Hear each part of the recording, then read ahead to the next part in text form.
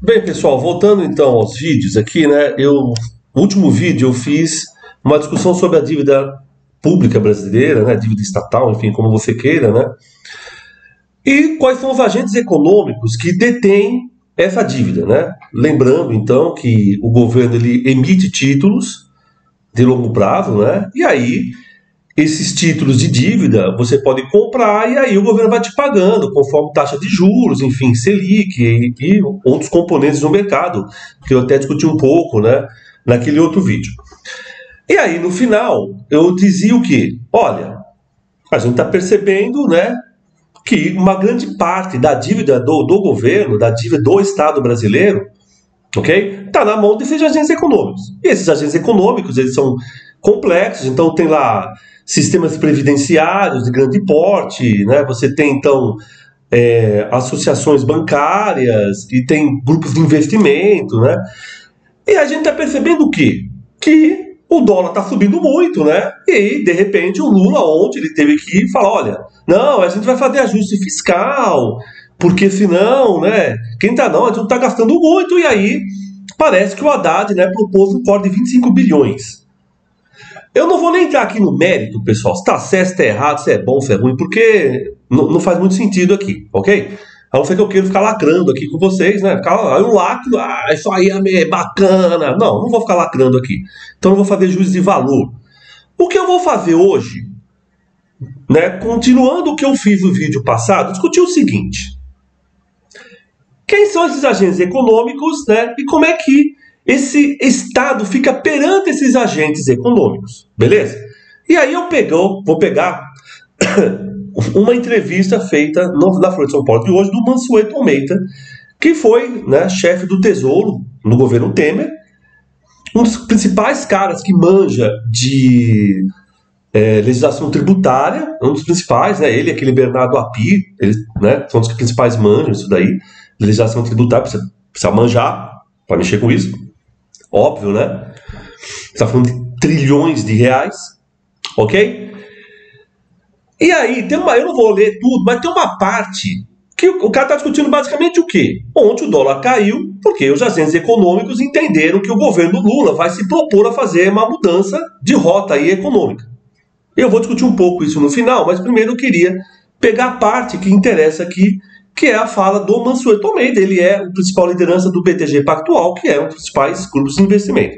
Lembrando, Mansueto Almeida não é dono do BTG Pactual. Ele é o principal economista do BTG. Beleza? Também vou discutir um pouco isso lá para frente. E aí na pergunta da Folha, faz para ele assim. Lula chamou de cretinos quem disse que o dólar aumentou por conta de sua fala. Os fiscalistas são acusados de terroristas. Como vê esses ataques? Então a Folha perguntou para ele isso, ele responde. O mercado, na verdade, não é uma, duas, três ou quatro pessoas. São milhares de pessoas. E todo mundo reage à percepção. Não é questão de maldade ou bondade de mercado. Não é questão de bondade e maldade de mercado. Pelo contrário, o mercado, no ano passado, reagiu muito bem ao plano fiscal, mesmo sabendo que ao longo desse governo a dívida pública bruta cresceria perto de 10 pontos do PIB em 4 anos e que o ajuste fiscal definitivo ficaria mais à frente. Ou seja, ele está dizendo aqui, no final, de que o mercado meio que deu um voto de confiança ao governo. Beleza? Bem, ele diz, o mercado não são 3, 4 pessoas. O mercado não é mais isso. São agentes econômicos, milhares de pessoas que investem, ok? Como eu mostrei lá, instituições e assim por diante. Que, obviamente, querem algum tipo de rendimento. Ninguém está investindo dinheiro para perder. Não sei que o cara seja burro, né? Vou gastar dinheiro. Não, eu quero ganhar dinheiro. Então essa é a lógica do sistema que a gente vive. E aí ele diz assim, o mercado é o quê? São essas instituições que trabalham com dinheiro das pessoas, você entende? Bilhões, trilhões de empresas e assim por diante, enfim. E aí fica aplicando nesses ativos, né, do governo para tentar minimamente ter algum tipo de ganho, porque é essa lógica, né? O Estado brasileiro não vai falir. Qual a diferença de você comprar de um ativo de uma empresa? Não, o cara comprou das americanas. Top. Ele está perdendo dinheiro. Você está entendendo? E de outras empresas. O pão de queijo parece estar falindo. Mas e o Estado? O Estado não vai falir nunca. Nunca vai chegar, você vai abrir o jornal, tá lá. Declaração. A República Federativa do Brasil declara falência. Isso nunca vai acontecer. Por isso, é um título que você sabe que você vai receber. O que eles querem é que o governo pague aquilo que promete. E isso depende do quê? Da política desse governo. Por isso, e aí vem a questão que eu quero discutir aqui, você pode até votar num governo específico. Votei no Lula, porque eu acho que o Lula é mais legal com a família, com os pobres, porque ele é mais bacana aqui e ali. Só que são esses agentes econômicos que têm a força, é óbvio. São trilhões de reais nas contas deles, nas mãos desses caras. E aí, a qualquer momento que eles percebem que esse governo pode estar, não falando aquilo que eles querem ouvir, eles começam a tirar recursos, eles começam a criar um problema pro governo. Dizendo, como diz o Mansueto, o mercado não é questão de maldade ou bondade. Ele não faz porque ele é maldoso, como o Lula está achando. Eles são maldosos. Não, ninguém é maldoso. É o mercado, o cara quer ganhar dinheiro. É evidente isso. Ele está se lascando pro resto. É a lógica desse sistema. É o lucro. A lógica desse sistema é o lucro. Não é à toa que tem um livro do Non Chua que se chama O Lucro ou as Pessoas. Porque não tem como você querer as duas coisas. Tem como. No sistema que a gente vive, é o lucro. Logo, esses agentes econômicos têm essa força. Então, o que eu queria dizer? Primeiro, agentes econômicos são N empresas, N pessoas, tá entendendo? Que estão envolvidos nessa questão daí de ganhar dinheiro, no caso aqui, com o título da dívida pública. Beleza? Então eles fazem isso. Eles ficam, comprando, vendendo papéis, dólares, assim por diante, para tentar ganhar dinheiro. Quando aplica na bolsa e assim por diante. Certo? Segundo existe a possibilidade de mudar muito a rota hoje, em 2024, dia 4 de julho? Eu diria que é quase impossível você mudar a rota. Vamos ver que o PSTU ganha as eleições. O PSTU ganha as eleições no Brasil e chama lá alguns anarquistas para ser alguma coisa, como já aconteceu em outras revoluções. Aconteceu na Alemanha, isso, a Revolução de 19, o Landauer teve um cargo de secretário, e o próprio na Revolução Espanhola, alguns anarquistas foram para o governo. Vamos ver que o PSTU faz isso. E aí? Aí é simples, pessoal. Esse pessoal detém 3, 4 trilhões de reais. Se eles perceberem que esse governo que mudou agora vai querer fazer muita coisa, mudanças drásticas, eles tiram todo o dinheiro. Tiram todo o dinheiro. Lembremos, 98, crise da Rússia. Qual foi a crise da Rússia? Você sabe o que aconteceu em 98? Depois vocês procuram no Google. Crise da Rússia. Existe um fundo Soros, que é esse fundo de investimento do George Soros. Administrado por quem? Até recentemente, não sei se continua. Armínio Fraga. Por que vocês acham que o Armínio Fraga foi presidente do Banco Central? Porque ele era bonitinho? Ele era fofinho? Não, pessoal. Ele trabalhava para o principal fundo econômico do mundo, que é o Fundo Soros. Milhões de pessoas investem dinheiro no Fundo Soros e ele aplica em vários países. Pois bem, em 98, o que ele fez? Ele aplicou muito dinheiro na Rússia. E aí a Rússia estava naquele processo do Yeltsin, e eles começaram a perceber que a Rússia ia ter problema para pagar. Eles tiraram todo o dinheiro. Eles quase quebraram a Rússia. Quase quebraram a Rússia. O Fundo Soros. Que não é o Soros, não é o Armínio Fraga. Eles administram trilhões de dólares de, sei lá, quantos milhões de pessoas, milhares de pessoas. Ok? Eles tiram. Então o que eu quero dizer? Se mudar a rota de um jeito que eles não gostam, eles simplesmente eles tiram o dinheiro e aí o país ele entra a ficar míngua. Fica míngua. Ele tem esse poder de fazer isso. Se eles vão fazer, eu não sei. Na Rússia eles fizeram, não sei se eles vão fazer isso hoje. Ok? Ou seja, eleições é quem vai administrar o país para esses caras. Basicamente é isso que está acontecendo nas eleições hoje. Você vota lá no Lula, o Lula faz aqui um pouquinho ali, um pouquinho lá, mas as estruturais dependem muito do quê? De como ele está tratando do dinheiro. E tratar do dinheiro significa como o mercado, esses agentes econômicos entendem esse papel dele.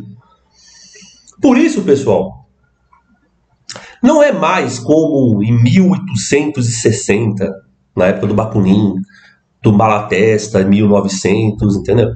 Nós estamos em 2024, mudou muita coisa no capitalismo. Só não mudou a exploração do homem pelo homem, e assim por diante. Mas os agentes econômicos hoje, eles conseguem circular dinheiro de um lugar para o outro, assim, em questão de segundos, pessoal. Então, por exemplo, o Comune de Paris. O Comune de Paris, a grande questão foi, tomaram ou não o banco, né? Foi uma grande discussão que teve na Comune de Paris, né? Os plutonianos eram contra.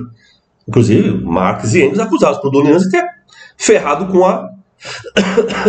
a Comune porque eles não tomaram dinheiro. E hoje?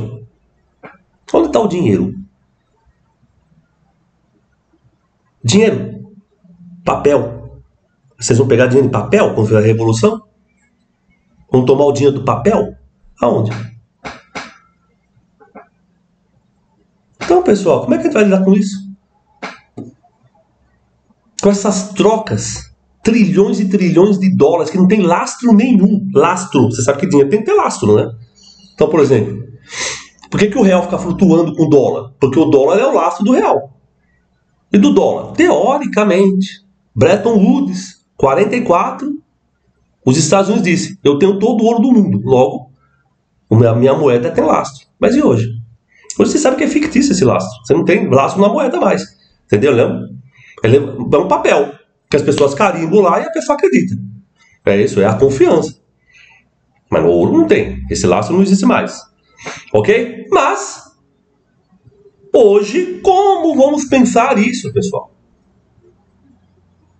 Por isso que alguns autores, casos de Antônio Negri e Michael Hardt, no livro Império, peguem o livro Império, é bem interessante, tem um capítulo que eles vão discutir o quê? A revolução não parte mais do proletariado, dos trabalhadores, parte desses agentes que são os CEOs, são esses CEOs que são a ponta do sistema. São eles, os caras que poderiam mudar o sistema. Porque nas mãos deles tem muito dinheiro. São esses grandes agentes econômicos. Isso na época de uma puta polêmica, não sei o que, papapá, os gestores do capital, não sei o que lá. Mas por quê? Porque é esses caras que mandam nesse dinheiro. O dinheiro não é deles, mas eles administram, quase do Mansueto. O Mansueto é economista-chefe do BTG, mas ele não é dono do BTG. O Eduardo Esteves, eu acho que é o nome desse cara, né? Que é dono do BTG. E fora ele tem outros caras que são CEOs. No mundo inteiro existem CEOs. E esses caras, obviamente, têm nas mãos muita grana. Então, na época, né, esse livro da década de 90, Michael Hardt e o Antônio Negri achavam, né, que seriam esses caras que poderiam fazer revolução. O proletariado não tinha chance nenhuma mais para fazer revolução nenhuma. Tem chance. Você entra qualquer... E eu acho que em 94, mas em 2024, como é que está a situação? Nem tem internet como tem hoje. Né? Então, o fluxo de capital hoje é muito grande de um país para o outro. Você, num piscar de olhos, você tira R$1 trilhão de um lugar e manda para outro, se você quiser. Então, se a gente não conseguir entender isso, pessoal, a gente não vai entender o que está acontecendo hoje. A gente vai ficar com meio que alguns mitos na cabeça, né? Vamos fazer as coisas, não tem papá. Mas o mundo não é mais do jeito como era do tempo do Bakunin. Não é mais do tempo do Malatesta. Você está entendendo? E mudou muito nos últimos 30 anos. Então a gente tem que entender esses mecanismos, como é que eles funcionam. Entender. Para a gente conseguir minimamente pensar em propostas que tenham alguma factibilidade. Caso contrário, você vai estar falando coisa, sei lá, viajando na batatinha, entendeu? Então eu acho que é isso que a gente tem que pensar. O que fica claro, para a gente fechar o vídeo, para não ficar muito grande, né? É evidente que as eleições cada vez mais não servem para nada. Se você acha que vai mudar alguma coisa com a eleição, hoje menos ainda, porque esses agentes econômicos eles têm grande força. Então, se tiver um grupo de extrema esquerda não tomar o poder, que quer chamar até alguns anarquistas para estar ajudando eles, você tá entendendo? Como aconteceu já, eu não estou falando que os anarquistas vão aceitar, eu duvido que dê certo. Eu duvido. Como o sistema econômico hoje está organizado, dificilmente você vai ter como resolver os problemas. Porque você resolve o problema com dinheiro. Como é que você vai resolver com esses agentes econômicos? Eu estou falando só isso, pessoal. Porque a complexidade é muito maior. Muito maior. Você está entendendo? Mas só isso. Ou seja, são questões aí para a gente pensar. Então era isso que eu queria dar continuidade ao vídeo anterior. Um abraço a todos e todas. Até o próximo vídeo.